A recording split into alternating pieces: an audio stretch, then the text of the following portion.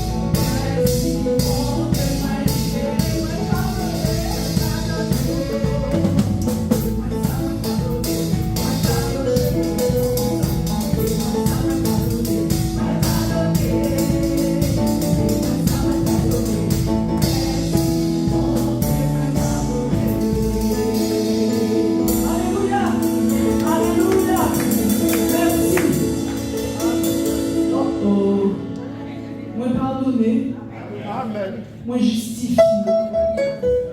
C'est-à-dire que, on va t'expliquer. Oh là là, j'avais un casier judiciaire devant Dieu qui était plus rempli que ça. Ok? Alors je ne sais pas ce qu'il y avait marqué sur le tien. Moi, il y avait marqué vol, triche, bref, etc. Mensonge, égoïsme, colère, encore. Ah oui, oh là là là là, alcool, oh là là là là, oh, des choses que je ne peux même pas vous dire. Jésus est passé par là. Alors toi, tu sais ce qu'il y avait marqué sur ton casier, ok? C'est toi qui te connais. Jésus est passé. Et ça mérite un grand alléluia.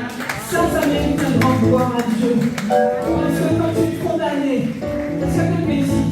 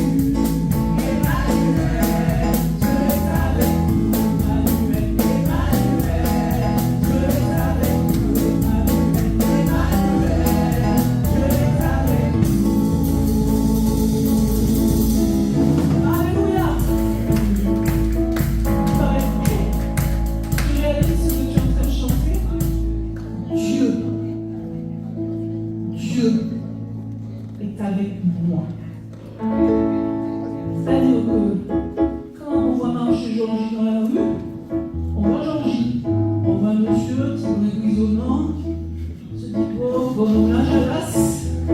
Mon père a gressé monsieur là. Ah ouais. Yes. Parce que l'éternel est avec nous. Amen.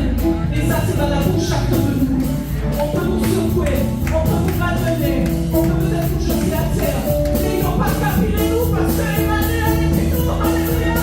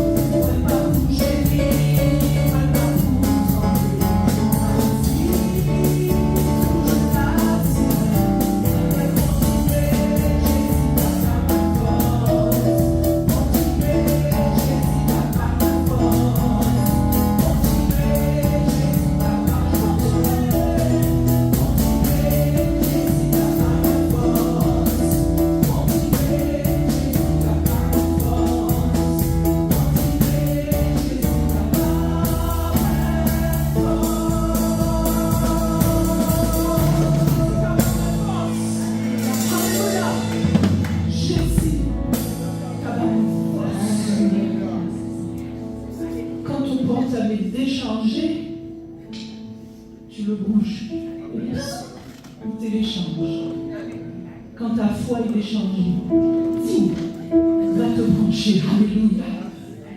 Prends la parole. Loue ton Dieu. Et ralentis au bon sens. Les batteries sont échangées. Ça t'est déjà arrivé ça? Tu connais ça arriver? Et quand tu as branché, tu sais ce qui a manqué? Jésus progresse dans ta vie. Sur le téléphone, il y a marqué 5%, 10%, mais quand tu vas te brancher parce que tu es dans la détresse, il y a marqué Jésus progresse. La foi avance. Le Seigneur est avec toi.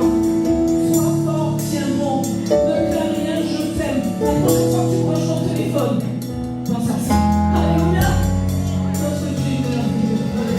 Je peux le déconner avec vous. Je l'emmène à vivre, je suis.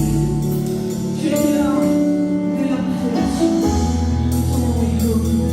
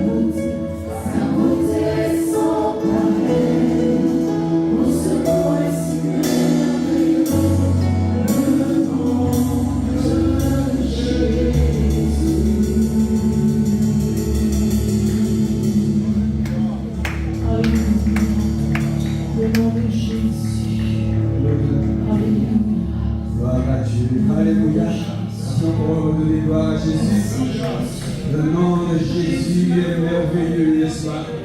Le nom de Jésus est glorieux. Amen, alléluia. Et nous avons pleinement victoire dans le nom et dans la personne de Jésus de Nazareth. Amen. Que Dieu vous bénisse. Je vous dis à tous bonsoir, bonsoir, mes bien-aimés. Gloire à Dieu, merci. Merci. Alléluia.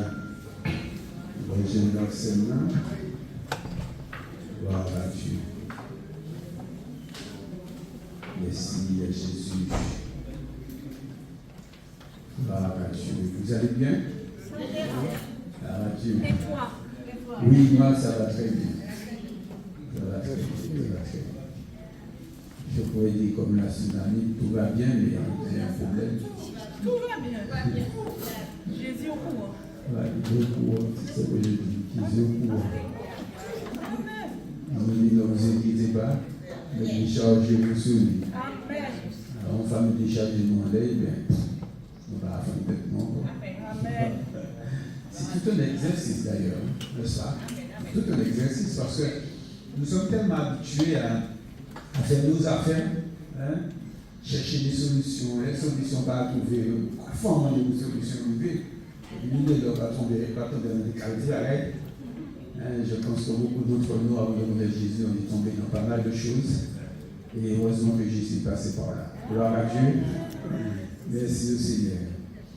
Eh bien, ce soir, nous allons continuer sur la thématique de la restauration. Et je vous avais dit qu'on verrait un titre, un sous-titre plutôt, miettes versus abondance. Donc je ne sais pas si on va terminer ce soir, parce que je voudrais laisser la place pour qu'on puisse prier. Parce que moi, le but, ce n'est pas juste de prêcher pour prêcher, mais aussi qu'on puisse prier afin de nous saisir de ce qui a été dit, qu'on puisse avancer ensemble, ce que nous avançons ensemble. Je ne sais pas ce qui se passe, brusquement. Donc, lorsque nous avançons ensemble, eh bien, nous sommes une armée en force, mes bien-aimés, et puis qui casse tout, hein, enfin, tout ce qui n'est pas bon, tout ce qui est bon. Donc, nous allons passer un moment dans la prière. J'essaierai de terminer pour moins 20. Et je vais vous proposer vraiment que nous puissions prier particulièrement pour ceux qui ont le cœur brisé. Jésus a dit qu'il est venu pour guérir les cœurs brisés. Alors, nous savons cela dans le livre d'Ésaïe, nous le savons aussi dans le Nouveau Testament. C'est là le désir du Seigneur. Et lorsque l'on regarde la pensée du Seigneur, alors, ce n'était pas prévu, on va dans Luc, combien encore? Luc 4, à partir du verset 16 ou 18. Alors, Luc 4. Je ne voulais pas commencer par là, mais bon. Alors, Luc 4, à partir du verset 18. Alors, il nous a dit, l'Esprit du Seigneur est sur moi, parce qu'il m'a oint pour annoncer une bonne nouvelle aux pauvres. Il m'a envoyé pour guérir ceux qui ont le cœur brisé, pour proclamer aux captifs la délivrance. Et vous savez qu'il y a des captifs qui ne savent pas qu'ils sont captifs. Moi, à la base, je ne savais pas que j'étais captif. Je ne savais pas que j'étais tenu par certaines choses à travers la vie. Et ce n'est que lorsque le Seigneur nous a ouvert les yeux qu'on réalise qu'on est captif. Et puis nous m'arrive tellement vite que nous ne pouvons pas s'attendre pour nous faire une sortie. Pour proclamer aux captifs la délivrance et aux aveugles le recouvrement de la vue, pour renvoyer libres les opprimés et pour publier une année de grâce de la part du Seigneur. Et ça me vient à l'esprit, donc je dis dans les Actes des Apôtres, je crois que c'est le chapitre 3, Actes des Apôtres, chapitre 3, crois que c'est le verset 19, on va voir. Il nous a dit, repentez-vous et convertissez-vous pour que vos péchés soient effacés afin que les temps de rafraîchissement viennent de la part du Seigneur. Nous bénissons ton nom, Seigneur, pour ces quelques paroles ce soir, pour cette restauration, pour cette prise de conscience de ta parole, de ce que tu veux faire avec chacun d'entre nous, Seigneur. Oui, nous croyons que ta parole est la vérité et ne revient pas à toi sans effet. Nous sommes tous là ce soir, à l'écoute, Seigneur, mon Dieu, non pas de moi, mais à l'écoute de ta parole, parce que, Seigneur, ce qui est dit se manifeste en ce soir, au nom de Jésus. Amen. Amen. Lorsque je lis ces deux passages, je suppose que vous pensez de la même manière que moi. Quand Jésus vient sur la terre, Jésus a, je vais dire, deux objectifs. D'accord? C'est pour moi. Premièrement, le salut des âmes. Nous avons vu dimanche, nous avons vu que le Seigneur disait à son peuple que le Seigneur a envoyé son serviteur pour les bénir, en quoi faisant? En les détournant de leurs péchés. C'est pourquoi à la fin, je fais un appel à ceux qui veulent se convertir. S'il y en a ce soir, on est là pour eux.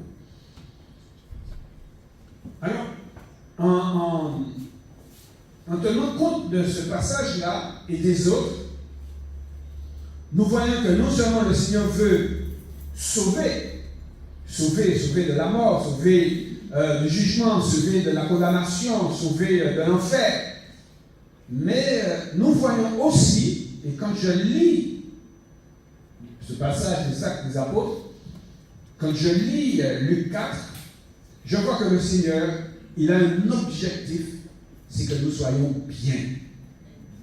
Parce que qu'il n'allait pas. Je vais essayer de ne pas trop bouger parce que je sais que je me vise à chaque fois. Non, il n'y a pas de problème. Non, faites tes affaires. Pas de problème. Je ne l'ai pas. Je vais commencer sur. Et donc, il est important pour vous et pour moi de considérer que le Seigneur, lorsque l'on parle de l'évangile, nous savons pertinemment que l'évangile est une bonne nouvelle. S'il y a une bonne nouvelle, c'est parce qu'il y en avait une mauvaise. S'il y a une nouvelle créature, c'est qu'il y avait une ancienne mauvaise. S'il y avait s'il y a maintenant une belle vie, c'est parce qu'avant, il n'était pas belle. D'accord? Donc moi je crois, en lisant la parole, que Jésus, il me veut du bien. Jésus veut, alors je ne dis pas, faites bien attention à ce que je dis. La Bible nous dit que le Seigneur donne sa vie pour ses brebis et il leur donne aussi la vie, mais la vie en a abondance. Et je veux souligner cela. Peut-être que vous allez m'entendre le dire plusieurs fois. Vous savez pourquoi je vais le répéter? C'est pour que vous soyez formatés par cela. Parce que l'évangile, ce n'est pas juste une histoire qu'on est dans un temple et puis on passe un bon moment. Ce n'est pas pour faire une sorte de BA spirituel. Non, mais l'évangile, c'est une vie. L'évangile, c'est une bonne nouvelle. Et cette bonne nouvelle, c'est que le Seigneur me dit, Georges, comme tu es là dans toutes tes bêtises, dans ta misère, non, je veux t'en sortir. Amen. Et je refuse de penser autrement. Si j'accepte de penser autrement, cela veut dire que quelque part, je vais accepter des miettes, mais je ne veux pas de l'abondance. Mais moi, je refuse d'avoir les miettes, mais je veux chercher l'abondance. Je ne dis pas que le Seigneur va remplir ce soir ma voiture d'argent. Je le répète aussi, parce qu'on pense, dès qu'on pense à abondance, etc. C'est la première chose que l'on voit. Pourquoi? Parce que nous avons besoin. Mais le Seigneur peut te donner aussi avec ça, mais il peut te donner beaucoup plus. Donc, je suis obligé, lorsque je constate la manière de vivre de beaucoup de bien-aimés, lorsque je vois leur situation spirituelle, je me suis obligé de me dire non, c'est pas normal. C'est pas normal. D'où la pensée de la restauration pour pouvoir ramener tout chacun à entrer dans dans une vie qui puisse non seulement glorifier le Seigneur, mais quelque chose, waouh, qui soit bien. Amen. Je veux vivre dans une abondance comme Dieu le demande. Gloire à Dieu. Et lorsque l'on n'est pas dans cette abondance-là, c'est pas bon, bien aimé. Donc je vais prendre quelques passages avec vous. Déjà, nous avons vu la dernière fois que lorsque nous parlons de restauration, cela fait ressortir que déjà il y a des carences, et c'est ce que nous voyons. Donc dans la mesure où il y a des carences, le Seigneur nous appelle, le Seigneur appelle son Église à faire en sorte que chacun soit bien. Je dois faire en sorte que mon frère soit bien. Je dois faire en sorte que ma soeur soit bien avec les dons que j'ai reçus, avec les capacités que j'ai reçues, avec l'aide du Saint-Esprit. Je dois aider mon frère et puis demain, lui va aider quelqu'un d'autre. Et je crois que c'est alors c'est 2 Thessaloniciens 1, alors je ne me rappelle plus si je fais une erreur parfois, où il nous a dit que Dieu nous a donné la consolation, et la consolation que nous-mêmes nous avons reçue, nous allons pouvoir aller consoler les autres. D'accord? Donc le Seigneur ne me dit pas, Georges, je vais te consoler, et puis tant pis pour ces autres-là. Non, le Seigneur, de la même manière que par sa consolation, il m'a mis debout, par sa consolation, il m'a rendu ferme, par sa consolation, il me fait entrer dans la victoire, par sa consolation, il me donne la paix, il me donne le repos, et bien il me dit, bon maintenant, tu vas travailler aussi, va aider celui qui a besoin de consolation, pour que demain, lui aussi, il soit fort, qu'il soit tranquille, qu'il soit en paix, qu'il soit victorieux. Amen, bien aimé. Donc, et c'est pourquoi je vous ai parlé, on ne va pas en parler ce soir, mais je vous ai parlé d'investissement. Mais retournons au premier point. Donc, lorsque nous avons vu à la fin, je vous avais parlé que le Seigneur nous avait appelés pour sa gloire, pour servir à sa gloire. Donc, pour pouvoir servir à la gloire du Seigneur, nous sommes obligés de tenir compte de certaines choses. Le premier point que je voulais souligner, je l'ai souligné la dernière fois aussi, c'est que pour pouvoir faire une restauration, il va falloir casser des choses. Si vous arrivez, vous achetez une maison un peu ancienne et vous allez la restaurer, ou par exemple, il faut les ciments comme ça. Non, qu'est-ce que tu fais? Tu vas commencer à casser, peut-être, il y a des endroits qui ne sont pas solides, il y a des briques qui sont bancales, il y a un poteau un petit peu comme ça, etc. Donc, qu'est-ce que tu vas faire? Tu vas casser pour pouvoir reconstruire. Donc, lorsque nous parlons de restauration spirituelle, il va falloir que nous cassions certaines choses de spirituel pour ramener ce que le Seigneur nous dit, qui nous permet justement d'avoir une bonne réhabilitation, une bonne restauration. Alléluia. Donc, il est important de faire ce nettoyage aussi. Lorsque nous construisons, avant de construire la maison, il est important de pouvoir faire un nettoyage du terrain pour pouvoir mettre la bonne maison. Donc, ce qui fait que dans cette étude-là, cet ensemble d'études, nous allons casser certains principes que souvent nous avons, je ne sais pas si je peux dire, nous avons pris, nous avons concocté, comme tu veux, nous avons ramassé, je peux dire comme ça, nous avons ramassé tout au long de notre vie spirituelle. Vous savez, il y a un moment où on entendait que pauvreté égale sainteté. Non, vous n'avez jamais entendu parler de ça auparavant? Donc, on va se comprendre que comme tu es au Seigneur, non, tu n'as pas besoin, alors là c'est sur le plan matériel, mais non, tu n'as pas besoin d'avoir une belle maison, tu n'as pas besoin d'avoir une belle voiture, tu n'as pas besoin d'avoir ci, tu n'as pas besoin d'avoir ça. Non, si tu parles de sainteté, donc il fallait qu'on fasse comme les prêtres. Comme les prêtres, bon, ben c'est rien, il y a non, je ne vais pas dire ça. Donc, on est là et puis on vit dans une sorte de misère et puis on dit, mais j'ai un grand Dieu. Et on est toujours, je vais dire miséreux, alors là, on peut parler d'argent, mais on peut aussi parler juste de sa manière d'être, de ses sentiments, de son psychique. On est toujours malheureux, de toujours carrière qui nous est puis ah ouais, j'ai un grand Dieu, j'ai un Dieu qui est grand, ah ouais, j'ai un Dieu qui est capable. Alors moi je me dis, le Seigneur dit, wow, il ne me connaît pas si bien que ça en fait. Je dis que le Seigneur a dit, mais il ne me connaît pas si bien que ça. Mais quand j'ai envoyé Jésus, c'est pas pour ça. Je ne dis pas que dans la vie, on ne va pas passer des difficultés, attention. Hein, moi, je suis passé, je pense que la plupart d'entre nous sommes passés par des chemins même difficiles. D'accord? Mais le Seigneur ne nous laisse pas dans ça. Le Seigneur, il a l'objectif, c'est de nous relever. Amen.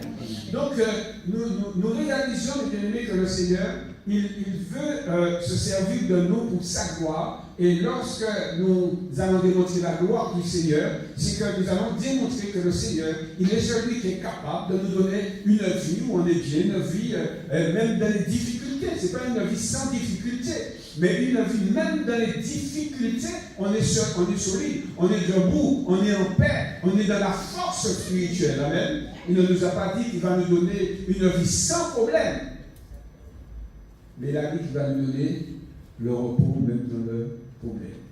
Cela me fait penser, on en a parlé jeudi, cela me fait penser à Jésus.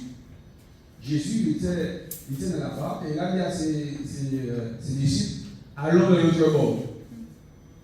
Ok? Et Jésus, qu'est-ce qu'il faisait après? Qu'est-ce qu'il faisait? Il dormait. Et entre-temps, il y a eu quoi? La tempête. Il y a eu une tempête. Et qu'est-ce que Jésus faisait? Il dormait. Il dormait, Jésus. Et les disciples, qu'est-ce qu'ils ont dit à Jésus? Nous périssons. Ah bon? Alors, je suppose que Jésus ah bon?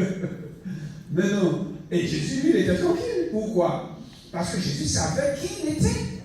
Et puis, il faut savoir que lorsque Jésus nous a dit, eh bien, allons de l'autre bord, mes amis, c'est allons de l'autre bord. Il ne nous a pas dit ce qui va se passer entre-temps, mais il nous a dit que nous allons de l'autre bord, à l'autre bord. Alors, automatiquement, lorsque tu sais qui tu es, lorsque tu apprends à te connaître, à connaître ta relation avec ton Dieu, même lorsque tu vas passer des tsunamis spirituels, tu vas apprendre à rester tranquille. Pourquoi? Parce que Jésus, il t'a donné la vie abondante. Une vie abondante. D'accord? On continue? Donc, lorsque nous analysons comment le Seigneur a-t-il pourvu plusieurs passages dans la Bible, nous trouvons cet adverbe tout qui est souvent mentionné dans le Nouveau Testament. Dans le Nouveau Testament, le Seigneur nous a tout donné, nous avons tout reçu, nous avons pleinement tout dans le Seigneur. Il est vrai que chacun d'entre nous, bien aimés, nous avons une analogie de foi. Hein. Chacun, nous n'avons pas peut-être la même foi, mais à la base, nous avons le petit grain de sénévé qui est capable de nous faire avancer pour pouvoir avoir cette vie abondante. Non? Nous avons, la Bible nous dit dans Colossiens 2, verset 9-10, vous avez tout pleinement en Jésus-Christ. Donc, afin de pouvoir porter du fruit, afin de vivre une vie épanouie, une vie abondante, hein, et comme je l'ai dit tout à l'heure, cela ne veut pas dire qu'il n'y a pas de problème. Donc, maintenant nous allons entrer dans les miettes. Pourquoi est-ce que on préfère les miettes? Et nous réalisons que beaucoup vivent dans les miettes, mais ne vivent pas dans la plénitude du Seigneur. Cela ne veut pas dire qu'ils ne connaissent pas, cela ne veut pas dire qu'ils ne savent pas, mais d'une manière ou d'une autre, par rapport peut-être à certaines difficultés de la vie, ils vivent dans les miettes. Premièrement, nous allons prendre Galates. Galates 5, verset 7, on peut lire le verset après. Galates 5, verset 7. 7, verset 7. Où l'apôtre dit aux frères de Galates, vous courriez bien, qui vous a arrêté pour vous empêcher d'obéir à la vérité? Alors, qu'est-ce qui se passait? Ils avaient commencé avec la grâce de Dieu. Et d'ailleurs, l'apôtre faisait comprendre que ce n'est pas par la loi qu'il y a autant de miracles au milieu d'eux, mais les miracles qu'ils voient au milieu d'eux, c'est pas la foi. Et le problème, c'est qu'il y a eu un changement de doctrine, dans le sens qu'ils voulaient que ces personnes reviennent à la loi.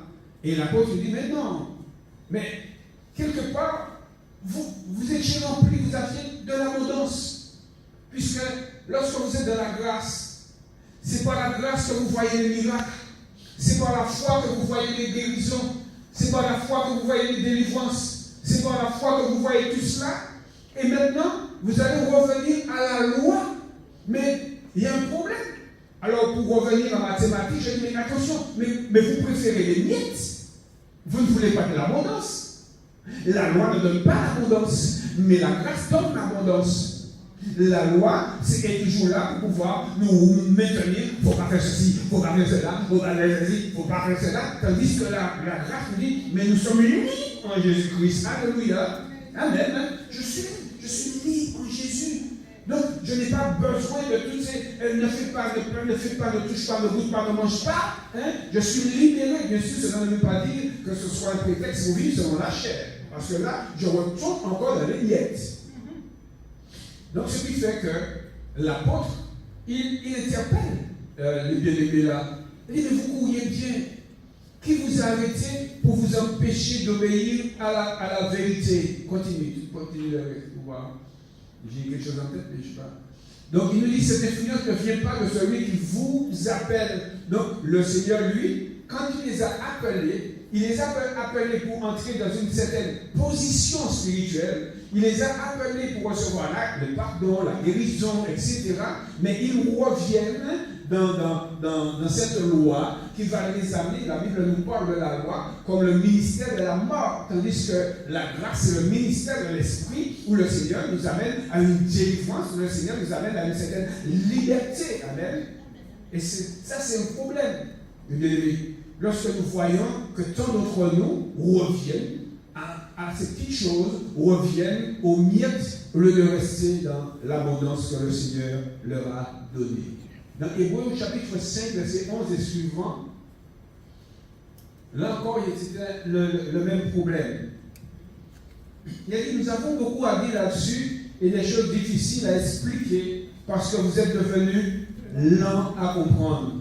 Vous, en effet, qui depuis le temps devriez être des maîtres, donc vous devriez vivre dans l'abondance, mais vous avez encore maintenant besoin de miettes.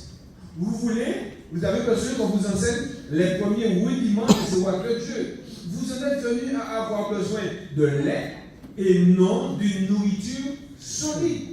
Or, quiconque en est au lait n'a pas l'expérience de la parole de justice, car il est un enfant. Mais la nourriture solide est pour les hommes faits, pour ceux dont le jugement est exercé par l'usage, à discerner ce qui est bien et ce qui est mal. Donc, je reviens à la pensée de miettes et d'abondance. Le Seigneur voulait faire d'eux comme il veut faire avec chacun d'entre nous, avec son Église. Le Seigneur veut faire de nous, mes bien-aimés, des hommes et des femmes capables de pouvoir amener quelque chose de nouveau au monde, de pouvoir amener une vision au monde, de pouvoir amener la guérison au monde, la délivrance au monde, le salut au monde. Mais le problème, c'est que pour que nous puissions arriver à ce stade-là, il faut que nous restions dans cette lignée. Il faut que nous avancions. Il faut que nous arrivions d'un enfant à devenir un maître. Et le problème, c'est que parce qu'ils ont été lents à comprendre, et ça c'est un problème pour beaucoup au sein de l'Église. On est lent à comprendre. Et lorsqu'on est lent à comprendre, eh bien, on va rester dans des petits machins, on va rester dans des petits trucs. Mais on ne va pas chercher cette abondance-là. Et à tel point qu'on pense qu'on ne peut même pas y arriver. Et l'apôtre dit, mais normalement, l'objectif qui a été fixé, c'est que vous soyez des maîtres. Les bien-aimés, est-ce que tu veux être quelqu'un qui reçoit tout le temps, mais quelqu'un qui donne? Et, oh! Non, c'est pas à vous que je parle, je crois que c'est à vous. Bien aimé, ce n'est pas de l'orgueil. Alors, fort souvent, on pense que là, lorsqu'on parle ici, c'est de l'orgueil, on veut se faire valoir. Non, c'est l'objectif de Dieu. Hein? Et pour pouvoir amener cet objectif, parce que qu'est-ce qu'il nous dit? Vous devriez être des maîtres.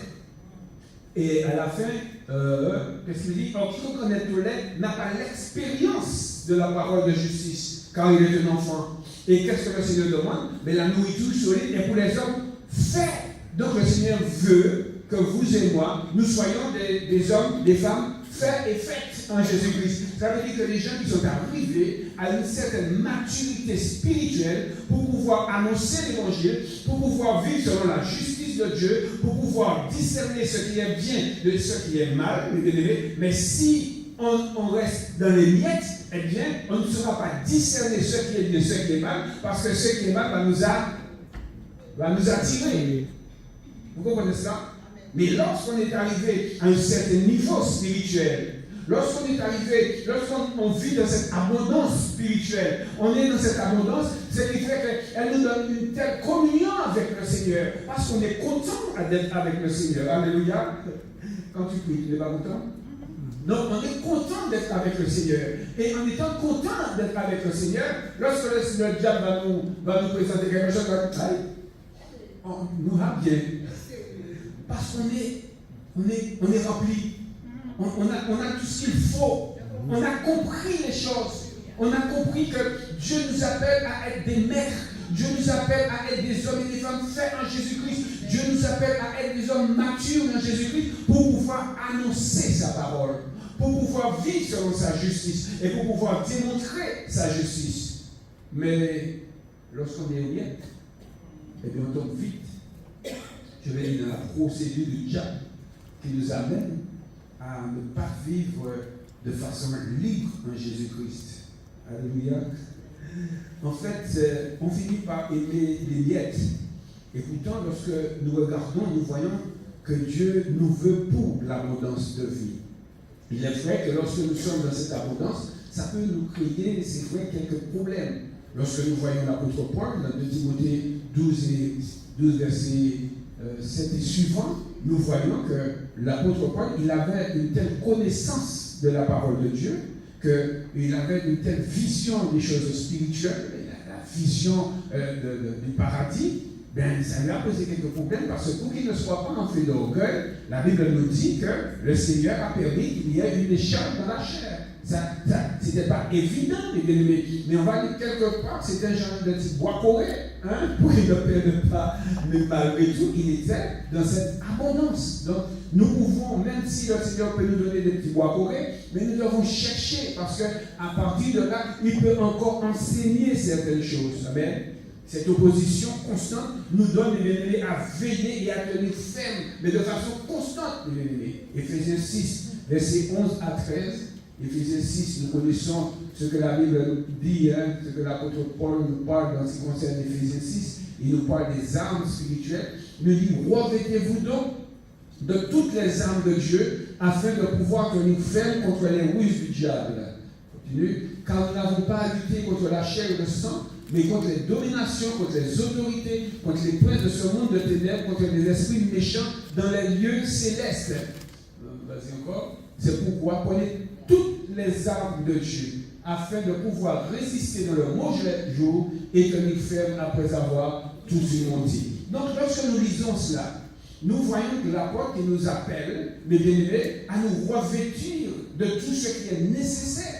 Donc, si je reste encore par rapport aux miettes et à l'abondance, l'apôtre Paul ne veut pas que je reste dans les miettes. Pourquoi? Parce que je le veuille ou pas, je vais être attaqué. Que je le veuille ou pas, le diable va m'attaquer. Oh, le diable ne vous a jamais attaqué? Bon, si vous ne l'avez pas encore fait, il va le faire. Je ne sais pas quand, mais il va le faire. Donc l'apôtre Paul, il nous dit qu'il est important pour nous de tenir, d'avoir toutes les armes, bien aimés. Il ne nous a pas dit de prendre une partie des armes.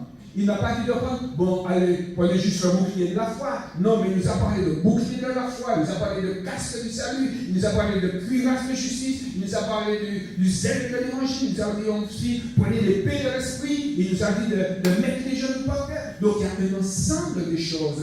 Et cet ensemble des choses, c'est ce qui va former, mes bien-aimés, que moi je veux de tout, je veux de cette position d'homme mature, mais je ne vais pas juste prendre le bouclier de la foi ou bien le casque du salut et puis mettre les autres de côté. À ce moment-là, qu'est-ce que je suis en train de faire? Je suis avec des miettes. Ça ne veut pas dire que j'ai perdu mon âme. Ça ne veut pas dire que j'ai perdu ma vie éternelle. Mais je n'arrive pas à être celui que le Seigneur attend. Est-ce que je suis là?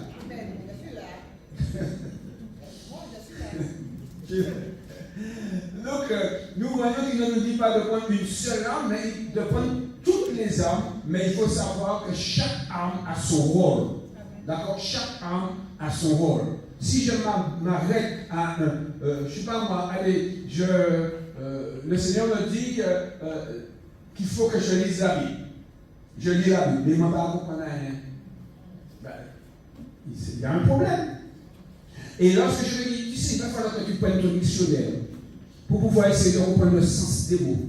Il va falloir que tu cherches un commentaire pour essayer de comprendre le contexte, etc. C'est tout ça. Eh bien, tu sais, tu peux te faire couillonner facilement parce que tu restes dans les miettes. Amen. Tu te fais couillonner par le diable. Il ne faut pas oublier que le diable, là, il s'est couillonné Jésus. Vous vous souvenez? Mais il a dit, et ceux qui disaient, est-ce que c'était vrai? Si c'était vrai. Mais qu'est-ce que le diable faisait? C'est de la même manière qu'il a fait avec les premiers parents. Il les a enlevés du contexte, il a mis des choses devant, il en a tiré un petit peu, tout ça. Mais heureusement que Jésus connaissait la parole, mais il est aussi écrit.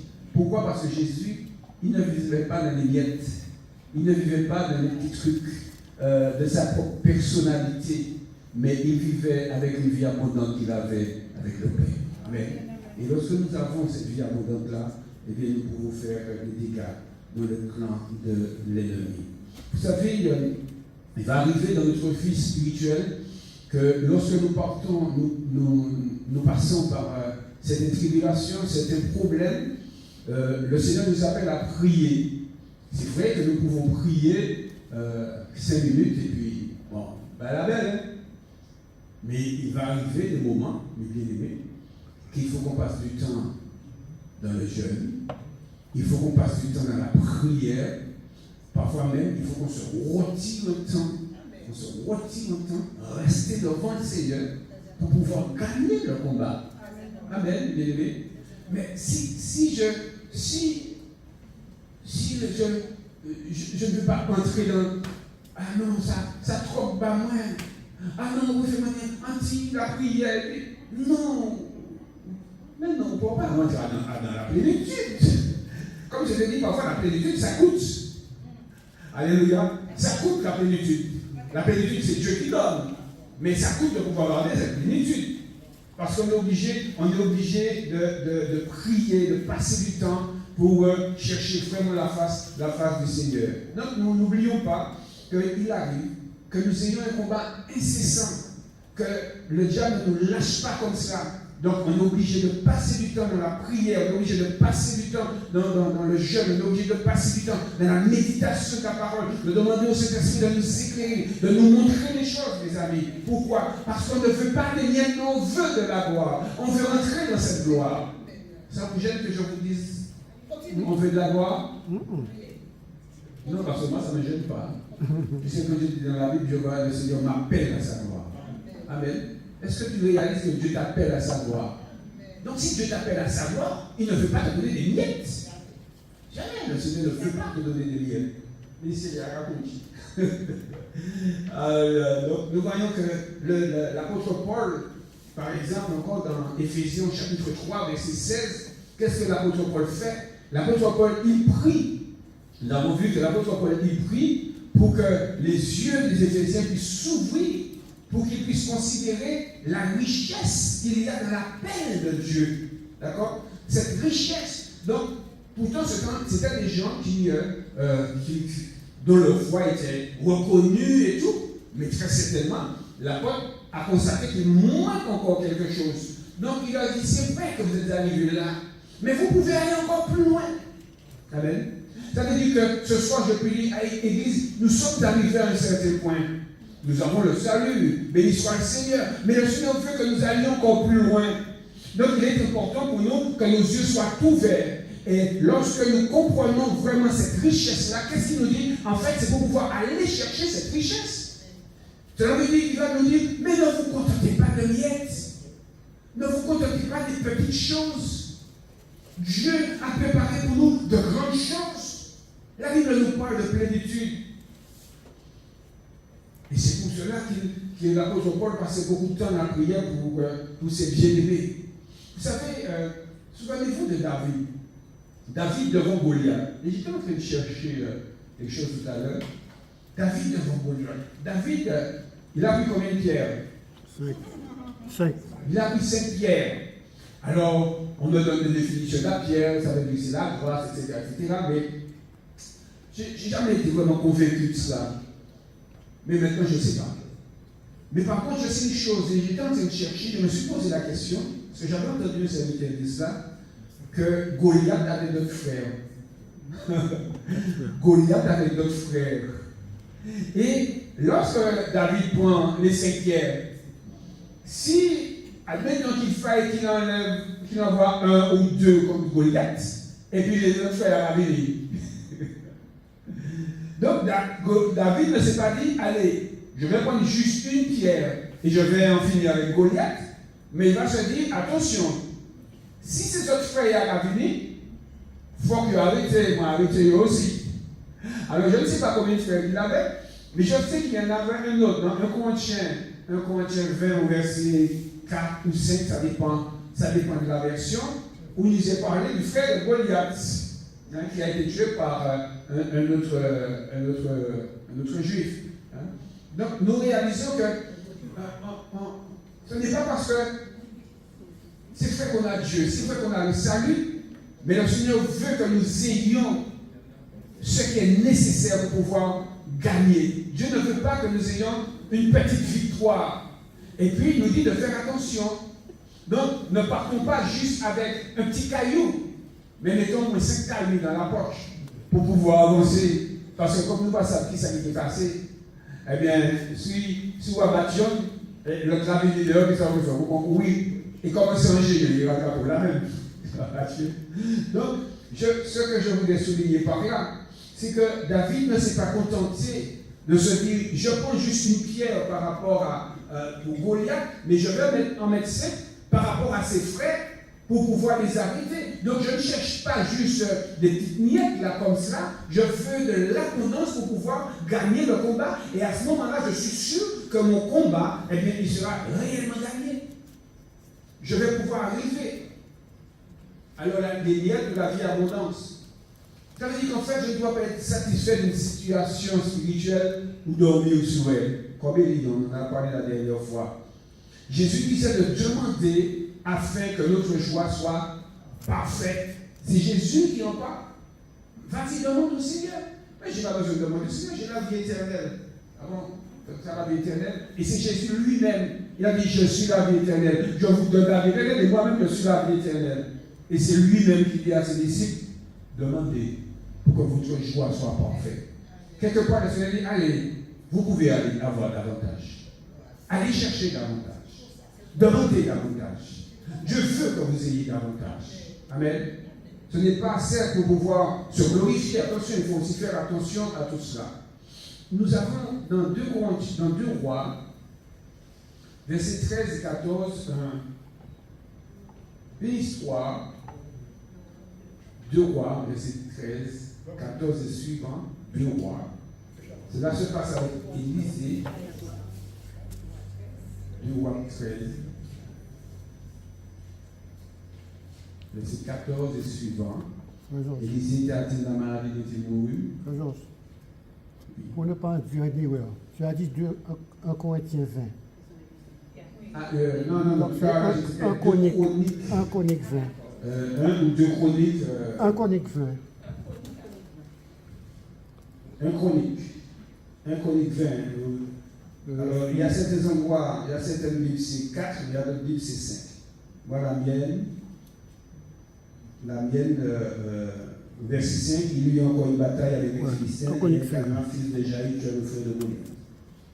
Donc, pour montrer que Goliath n'était pas seul, il y a certains livres qui disent que Goliath avait 5 frères. Donc, Élisée était atteint de la maladie dont il mourut, et Joas, roi d'Israël, descendit vers lui, pleura sur son visage et dit, mon père, charge d'Israël et sa cavalerie. Élisée lui dit, prends un arc et des flèches. Prends un arc et des flèches. Et il prit un arc et des flèches. Puis Élisée dit au roi d'Israël, bande l'arc avec ta main.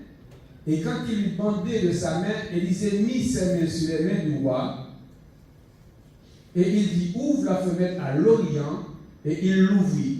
Élisée dit tire, et il tira. Élisée dit c'est une flèche de délivrance de la part de l'Éternel.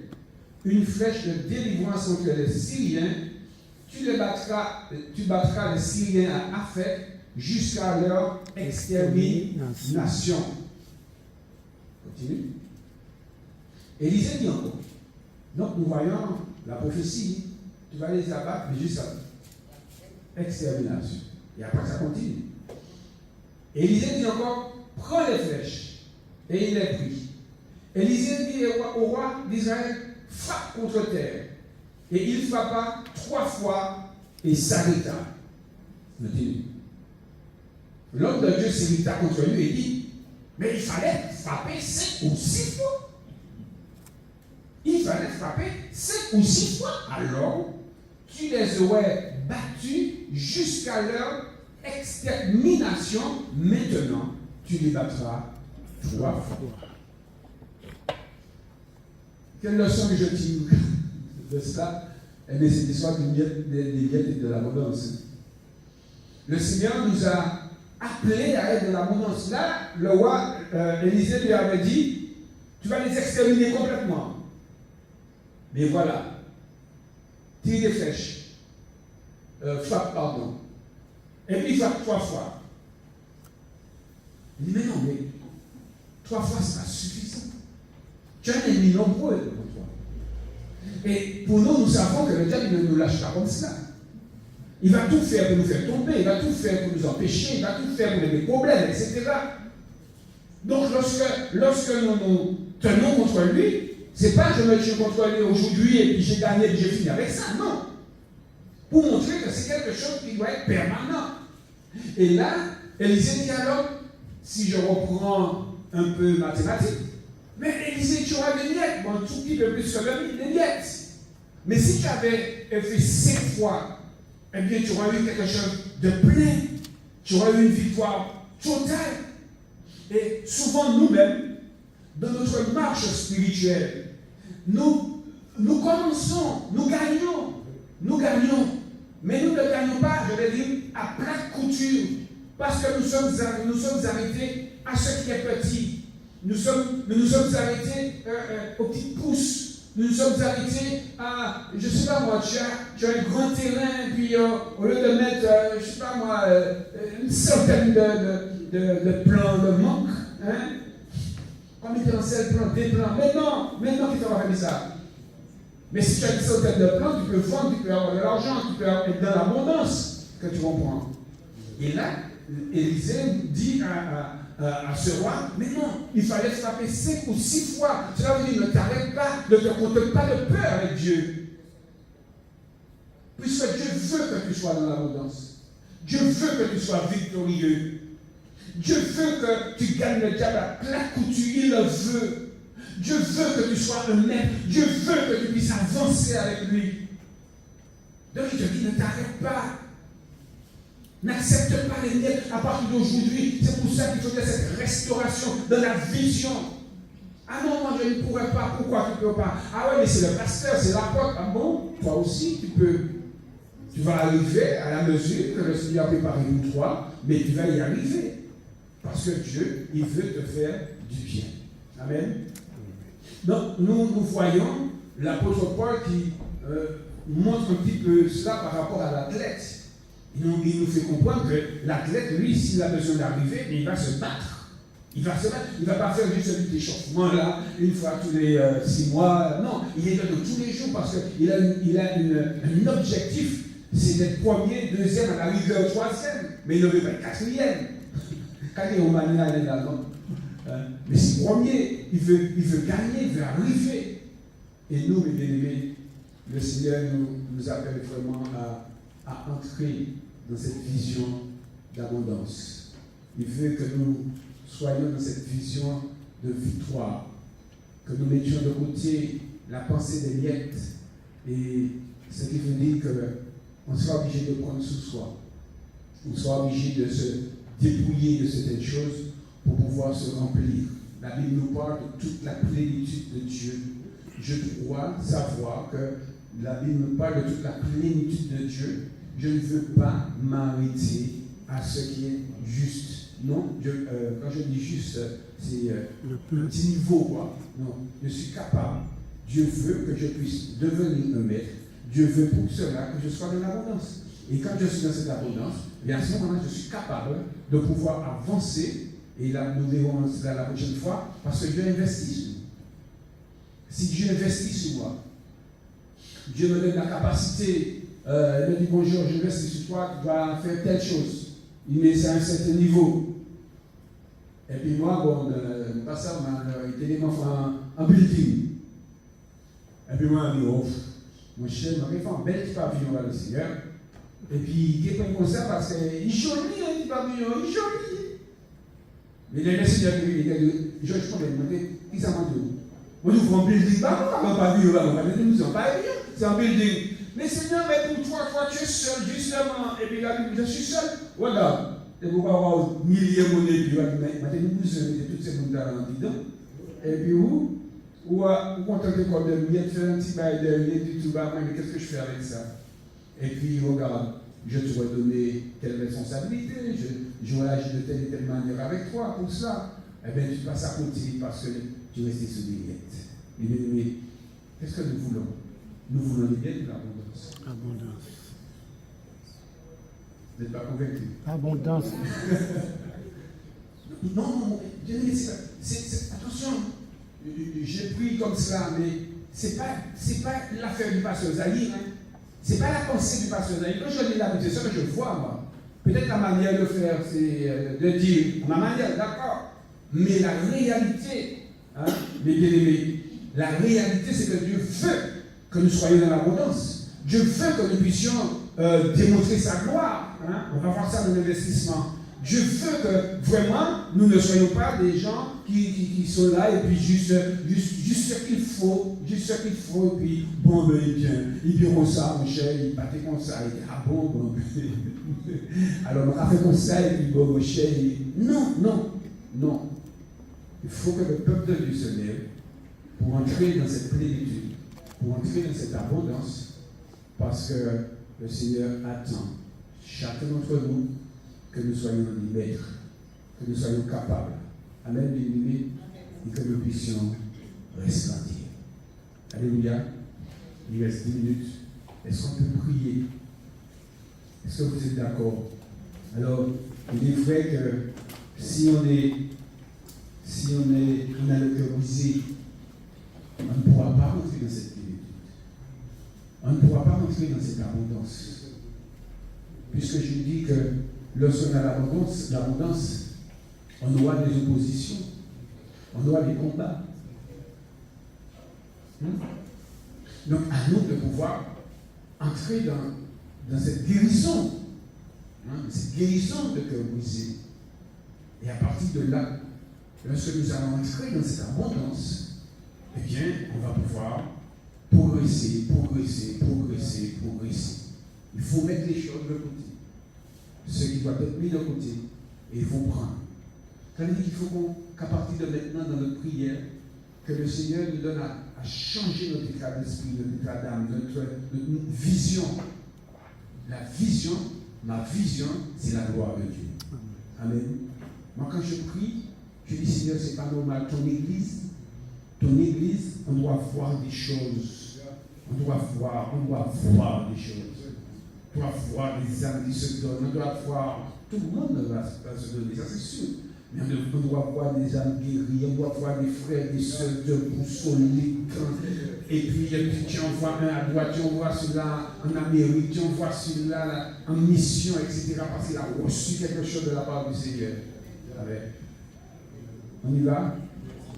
Alléluia. Merci au Seigneur. Alléluia. Merci à Jésus. Seigneur, nous voulons te rendre grâce et te bénir. Nous voulons te louer, te glorifier. Nous voulons, Seigneur, te magnifier parce que tu es le Dieu de notre salut. Tu es celui, Seigneur, qui nous a fait grâce, qui nous a pardonné nos péchés, nos iniquités. Et Seigneur, tu nous as donné vraiment une nouvelle vision, cette vision de te servir, Seigneur. Pour cela, tu veux que nous puissions entrer dans cette plénitude, que nous puissions entrer dans cette abondance, Seigneur, que nous ne vivions pas, Seigneur mon Dieu, selon les miettes. Cette femme, Seigneur mon Dieu, elle a parlé des miettes, des petits chiens qui mangent les miettes, Seigneur. Mais quand tu es venu dans sa vie, quand tu as agi dans sa vie, tu lui as donné de l'abondance, Seigneur. Parce que toi, tu ne veux pas que nous soyons dans les miettes. Tu ne veux pas que nous soyons, Seigneur mon Dieu, à l'enfance spirituelle. Tu veux que nous soyons des hommes et des femmes capables de pouvoir, Seigneur, annoncer, Seigneur mon Dieu, ta justice, Seigneur mon Dieu. De pouvoir, d'avoir, Seigneur, le discernement des choses, ce qui est bien, ce qui est mal, Seigneur mon Dieu. Oui, tu nous rends capables et tu veux que nous le soyons, Seigneur, afin de pouvoir remporter les victoires, Seigneur, complètes contre l'ennemi de notre âme. Seigneur, nous te rendons grâce pour cela et nous te bénissons. À toi nous donnons la gloire, à toi nous donnons l'honneur et la puissance, Père, au nom de Jésus. Amen. S'il y a deux, trois qui veulent lever la voix,